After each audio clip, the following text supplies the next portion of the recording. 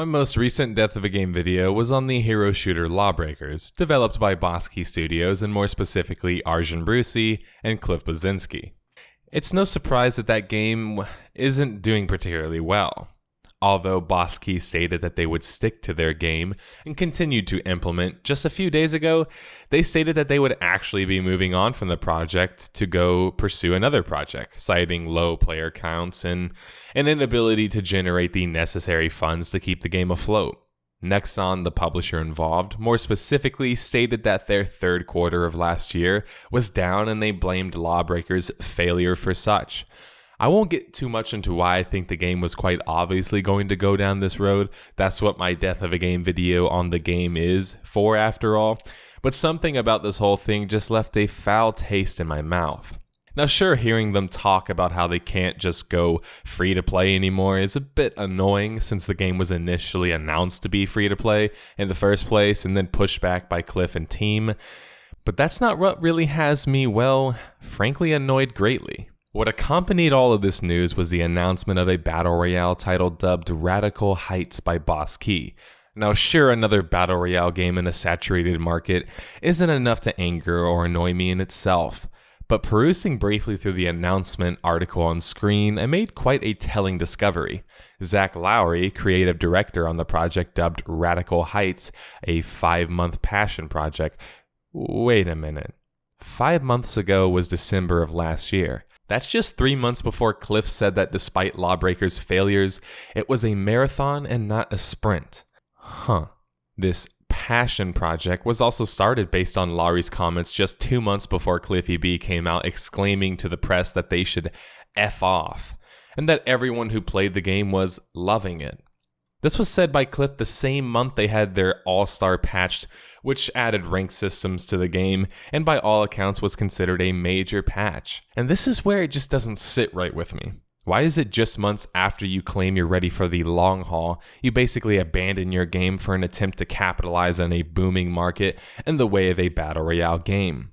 Sure, you have to think from a business standpoint, they have to know when to cut their losses, but a 5-month project being worked on essentially as they are done just making promises for their game Lawbreakers just seems shady to me. Especially when you look at the timeline of events.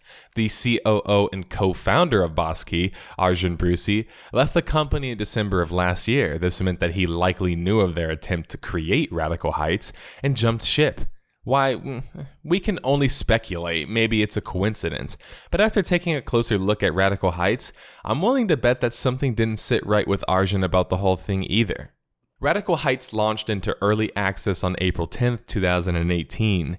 It barely managed to get over 50% positive reviews on Steam, and an overwhelming amount of sentiment for the game was, meh. Lack of weight behind weapons, lack of distinctive sounds and movement and actions, jagged edge textures, and quite constipated jump and run animations. Your body is glitching through things, there's terrible collision problems, and the game is obviously not optimized. Now yes, the early access label, according to blind fans and people who still fall for that meme, excuse the game of any of these issues, but it shouldn't. Not completely at least. My opinions of the gameplay aside, I have to admit, the game in a weird, goofy way does seem to have some sort of redeemable quality to it. Maybe it's the fact that it's a bit like The Calling, and unfortunately that game failed. It's almost like a battle royale version of the famous Warriors movie. Warriors, come out to play. Warriors! But if you look at how the game was announced, they mentioned founder packs which actually initially had $10,000 in in-game currency, which is used to purchase weapons in the game. This is the definition of pay to win. As soon as they faced backlash on this, they quickly recanted that part. But then, why include it in the first place if you're so quick to get rid of it? Trying to see what they could get away with, maybe? It's one thing to launch another battle royale game in early access, which already ruffles people's feathers, but for me, the way the whole thing was orchestrated just gives me a sour taste in my mouth. It screams cash grab.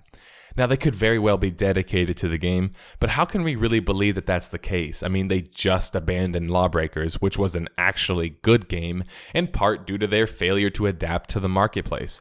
Now, the good news is, well, there's evidence that Bosky and Cliffy B seem to be willing to make changes. Radical Heights has a more colorized graphic style, which appeals to a mixture of the PUBG and Fortnite community, as well as taking aspects from the now defunct, as I mentioned, the Culling, as well as H1Z1.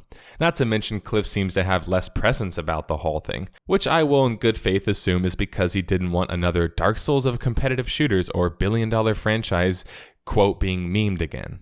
Now that's a joke. It's probably likely more about the fact that he told the press to literally fuck off and exclaimed that people didn't buy Lawbreakers because of the outrage culture. Now, out of principle, I can't support this game. There's something that went on here that just screams a desperate asset flip. I mean, nearly all the textures are simple geometry with zero actual art that's unique about them, complete with copy-paste bushes and trees to boot. It looks like someone busted open a world designer and rushed to complete the game in a few months. Wait a minute. Oops, that's actually what happened.